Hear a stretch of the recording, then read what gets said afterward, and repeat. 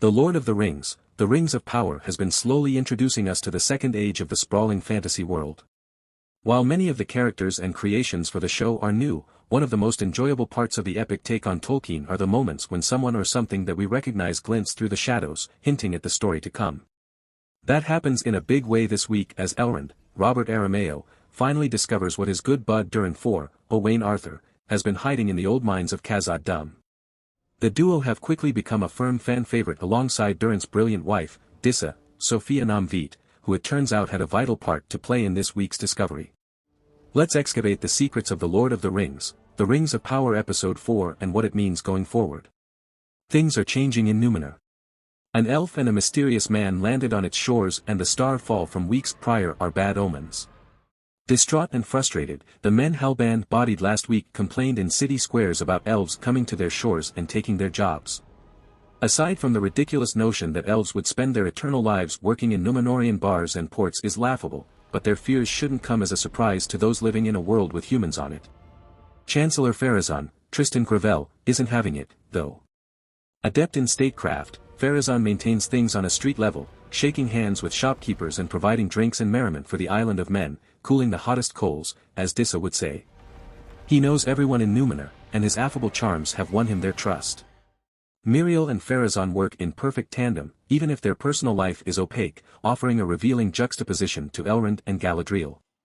Galadriel, who tries and fails to convince the Queen Regent to join the elves and fight Sauron, finds herself jailed for sedition.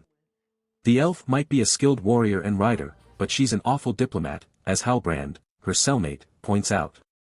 There is a tempest in me, Galadriel says as negotiations collapse. It swept me to this island for a reason, and it will not be quelled by you, Regent. Hard to believe that didn't get her a meeting with the exiled Tar Palantir, Ken Blackburn. Galadriel could really use a skilled diplomat like Elrond right about now. After all, politics requires strength and finesse. Still, Galadriel will have it her way. After scaling Palantir's tower in a breezy dress and sandals, she finds Miriel waiting for her. Unfortunately, things are not what they seem. The people ousted Palantir and installed his daughter Miriel because of the king's hardline belief that Númenor had defied the gods. As he grew older and more righteous in his beliefs, he repented by pledging fealty to the elves, an unpopular opinion, leading to revolution and the installation of his daughter as queen. However, his decline was also a mental one. He now remains out of sight, bedridden, and unable to rule.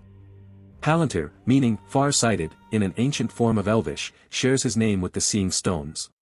That's no coincidence. Tar Palantir is known as a clairvoyant, having prophesied the downfall of Númenor, beginning with the death of the great tree and ending with a greater flood. Appropriately enough, Tar Palantir has one of the 7 Seeing Stones, and Miriel invites Galadriel to take a gander. From there, she sees the Queen's nightmare, the white leaves, the flood, and the city's destruction. Ancient, secret treasures like the Palantir play a prominent role in The Great Wave. After taking last week off, Elrond is back with the dwarves, checking in with his friend Durin, who has inexplicably been a little cagey about what he's up to in the old mines. The dwarves have made significant progress on Celebrimbor's tower, but something feels off between Durin and Elrond, a secret wedged between them. So our resident gumshoe, Elrond, is on the case. Thankfully, we also get another few scenes with Dissa, who protects her husband's secret.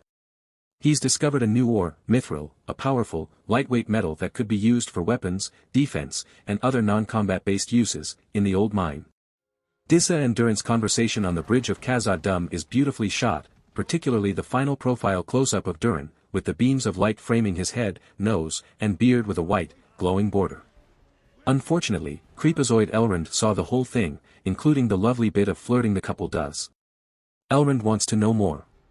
He confronts Durin, who makes him swear on the mountain not to tell another soul about the mithril. Holding it in his hands, Elrond reacts to the stone like he is gazing upon the ring.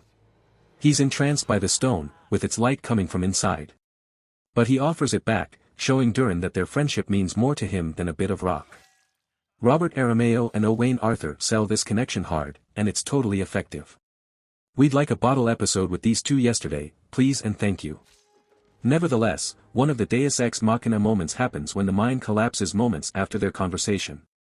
He and the remaining miners are fine, but to Durin's dismay, his father, King Durin III, Peter Mullen, shuts down the operation. Dads. After a stirring piece of writing from Stephanie Folsom, J.D. Payne, and Patrick McKay, Duran realizes these personal connections are more important than wealth, silver, or even mithril. My father single-handedly sailed to Valinor, Elrond tells him. Would he be proud of what I accomplished with his legacy or disappointed by the countless ways I failed to live up to it? Then one night, it struck me that I would only be too happy to hear any judgment, so long as it the opportunity to have one more conversation with my father. Do not waste what time you have left with yours. Elrond comforts like none other. The dwarves' pursuit of mithril ended without tragedy, but they're not the only ones hunting for treasure. Theo heads to town for food, and the orcs head to town for that hilt of his. When he's discovered, Theo stabs the jagged pommel of the hilt into the back of his forearm. The blade flames on and begins to reforge. Thankfully, help is on the way. After being freed by Adar, who appears to be a fallen elf with a real simmering vulnerability in terrifying calm, Arendar makes a sudden rescue. Arendar has a message for the town: bow to Adar, or he's bringing the fight to them.